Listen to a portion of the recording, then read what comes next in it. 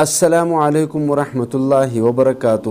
آج میں آپ کو ایک وظیفہ بتاتا ہوں میاں اور بیوی کے محبت کے بارے میں، اور یہ وظیفہ بہت ہی خاص وظیفہ ہے اس وجہ سے کہ لوگوں نے اس کا ریکویسٹ کیا ہے انسٹاگرام پر، واٹس ایپ پر، میسنجر پر کہ کوئی ایسا وظیفہ بتا دے جو میاں اور بیوی کے رشتے کو مضبوط کرنے والے ہوں اور محبت سے بھرنے والے ہوں۔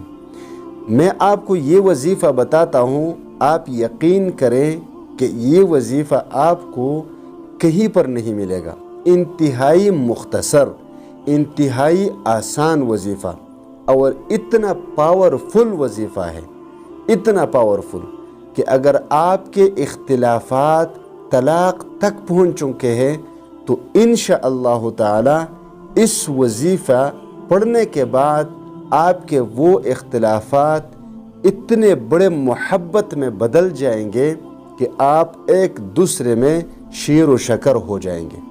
یقین کریں، لیکن آپ یہ وظیفہ پڑھیں گے مکمل یقین اور اعتماد کے ساتھ، جتنا آپ کا یقین ہوگا۔ دیکھیے، رسول اللہ صلی اللہ علیہ وسلم نے دعا بتائی ہے ایک صحابی کو کہ اس کو آپ پڑھیں، دم کر دے، درد ختم ہو جائے گا، بخار اتر جائے گا، آپ کا خوف ختم ہو جائے گا۔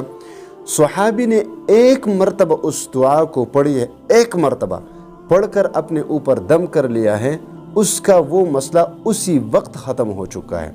اور اب ہم اس وظیفے کو، اس دعا کو لاکھوں مرتبہ پڑھتے ہیں، پھر بھی ہمارا مسئلہ حل نہیں ہو رہا۔ وجہ اس کی یہ ہے کہ ایک تو ہم نماز نہیں پڑھتے، دوسری بات یہ ہے کہ ہمارا یقین کمزور ہے۔ اگر ہم نماز کی پابندی کریں اور یقین کے ساتھ وظیفے پڑھیں تو انشاءاللہ تعالی لاکھ مرتبہ کے بجائے اگر ہم اس دعا کو ایک مرتبہ پڑھ کر اللہ سے مانگے، اپنے اوپر دم کر دے تو اللہ تبارک و تعالی ہمارے وہ مسائل ختم فرما دیں گے۔ وظیفہ اس طرح ہے کہ آپ یہ جو آپ کو اللہ تبارک و تعالی کے یہ دو نام اسکرین پر نظر آ رہے ہیں، یا رؤوف یا ودود، اس کو آپ ہر فرض نماز کے بعد 100 مرتبہ پڑھیں۔